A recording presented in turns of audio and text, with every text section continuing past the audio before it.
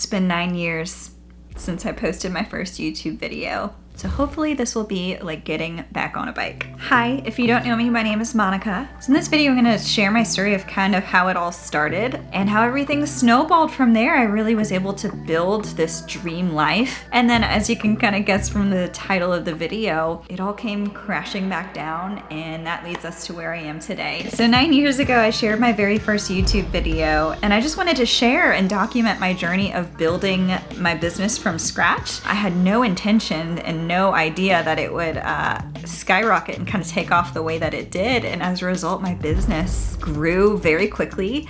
I found a lot of success in that company. You can still scroll back and click on those videos if you are interested in seeing what I was like back then.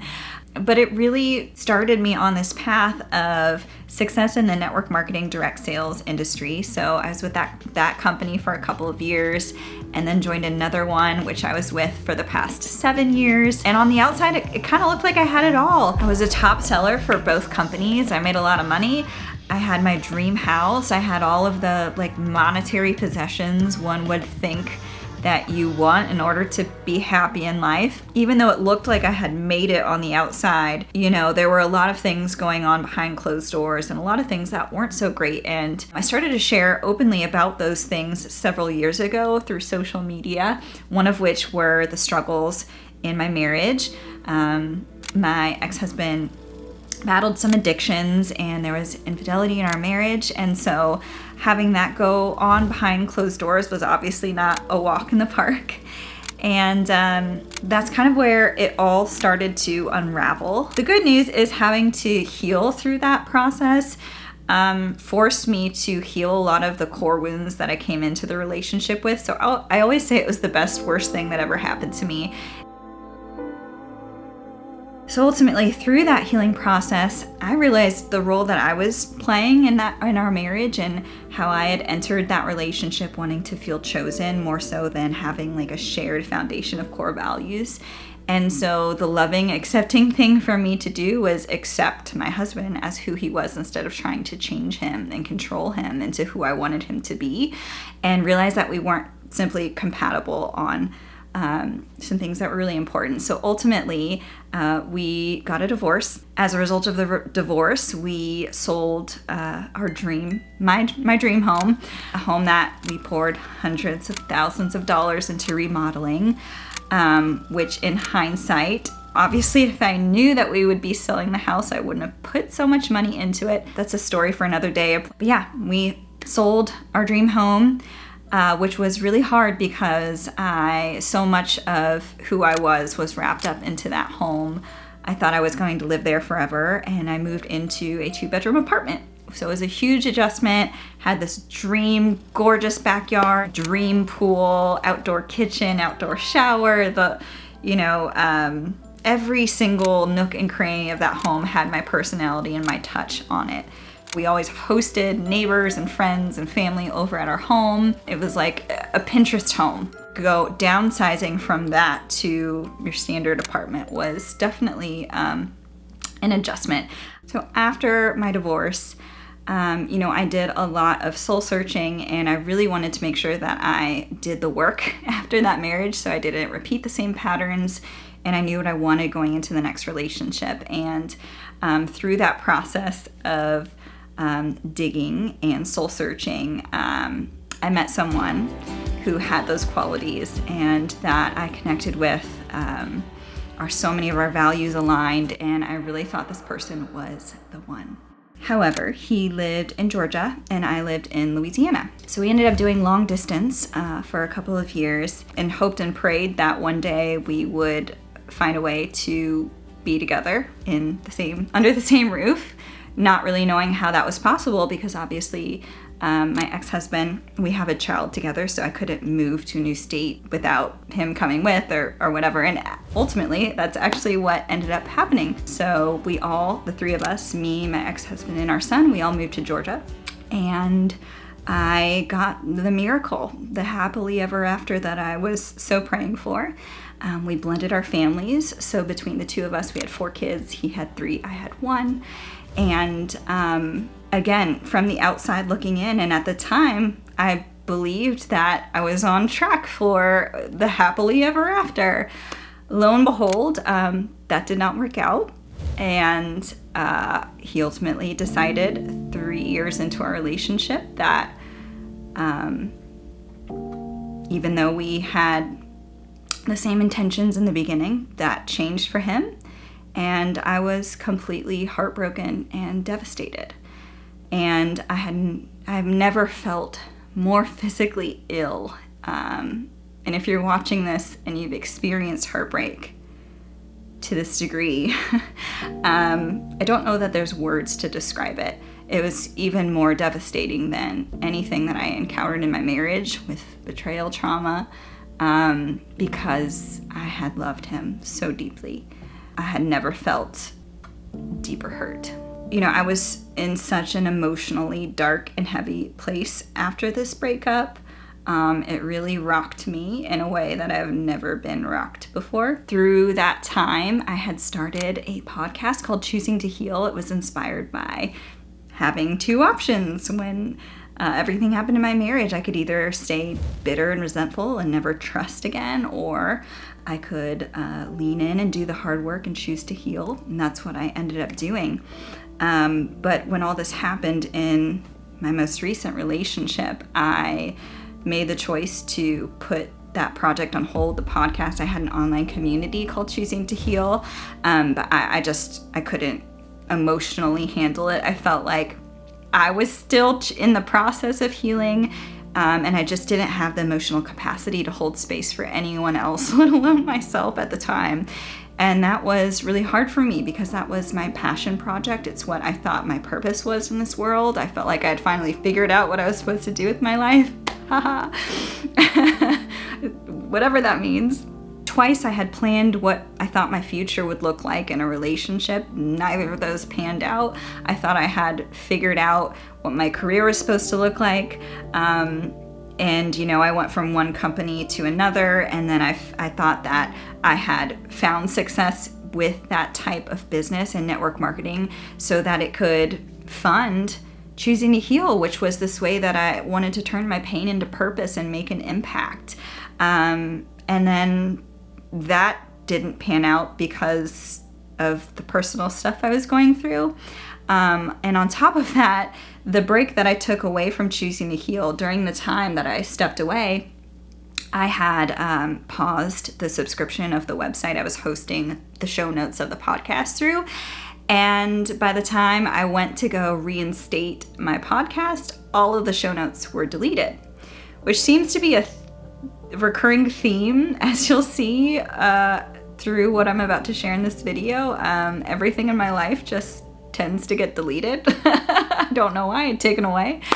Here I was in a new state, no family, no friends. I hadn't made a point to build community outside of our little family, blended family bubble. So again, with 4 kids, extracurriculars, working, and just our family life, I kind of stayed in that bubble. And so when we broke up, I had nothing and nobody other than my son and my ex-husband.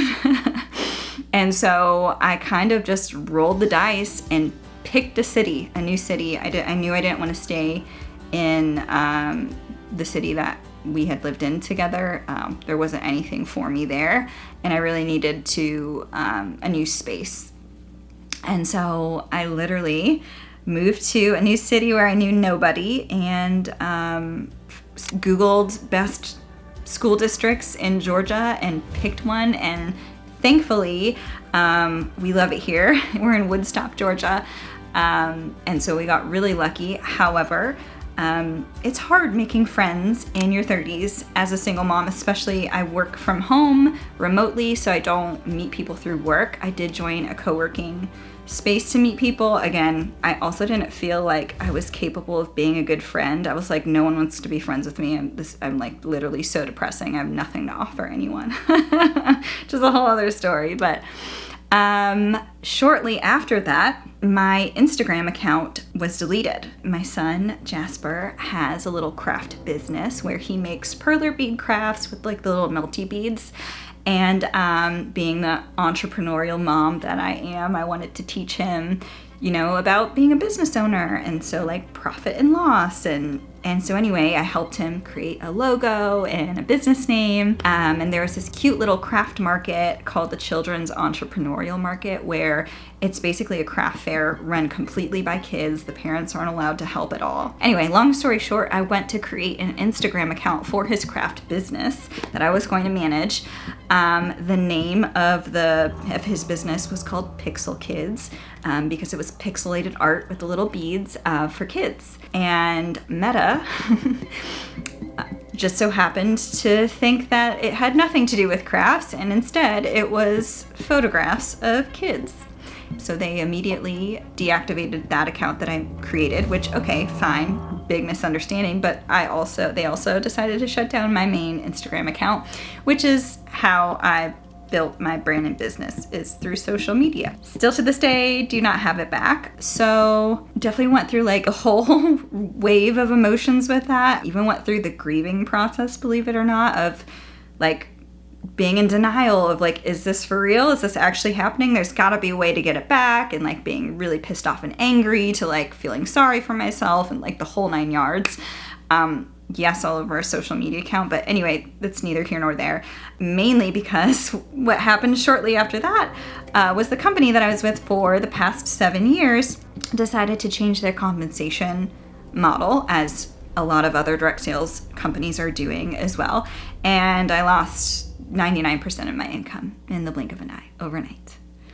So yeah, to recap, all in the same time frame, I lost all my income. As a single mom, I have my son. My plan B, my Instagram account was deleted. And yeah, and then doing all of this while kind of licking my own wounds emotionally, it was a lot. And so the biggest takeaway that I've learned from all of this is that I'm still the same person. And for a while there, when all of this was fresh, I literally felt like a part of me died. And that's because so much of my identity and my worth were tied up in these things, like my career, being super successful, making all this money, having this dream house, driving the nice car, having all these material things, being a wife, all of these like labels and identities that we give ourselves. And it's everything has been stripped away. Everything that I could put my worth and identity in has been stripped away. If you're a Christian, you know, it's like every idol that I had has been lit on fire, which is a good thing, in that it has put a lot of things into perspective, right? Like anything can be taken away at any time. But the other thing that I've gotten to learn through this process is I'm still me. I'm still the same Monica. Even though my circumstances are different, I live in an apartment, not this dream home. I'm not currently making enough to even pay my bills right now. I'm living off my savings as I'm trying to figure this out, and the time is ticking. The bank account is running out. Basically, like, your circumstances don't define who you are. They don't define your worth and value. You're still perfectly capable. Like, just because I don't have the same amount of followers on Instagram doesn't mean I'm not the same Monica who had all the followers on Instagram. Does that make sense? Like, the only thing that was taken away was the circumstance, were the followers, but I'm still the same person. I still have just as much value. I still have just as much knowledge. I still have the ability and the experience and the wisdom, and nobody can take that away. So my life may look completely unrecognizable, but I'm still me. And that has been the biggest lesson that I've learned in all of this. And it's a pretty big one. You know, like, maybe Monica, who had all of that, you know, needed the reminder that that wasn't what made me me, you know? And so in a lot of ways, I feel like I have gained more, even though I have less. You know, it all started on YouTube here 9 years ago. And so I feel like it's so full circle for me to do the exact same thing, just, you know, 9 years later and in a new context, in a new season of life. But fundamentally, same thing, just sharing, pulling back the curtain on all of the things as I build my business from scratch, and I rebuild my life from scratch too. And so if you want to come along for the ride, make sure to hit that subscribe button, and I'll be putting the link to my new social media channels down below if you want to follow me there, because as I mentioned, the old one is gone now. Who knows if I'll ever get it back? And yeah, let me know in the comments if you can relate to any of this. If you are starting over or having to pivot or rebuild, because I truly believe that the more we open up and share, the more we feel less alone. That is my goal in doing that. So yeah, I'm looking forward to connecting in the comments, and I will see you on the next video. Can't wait.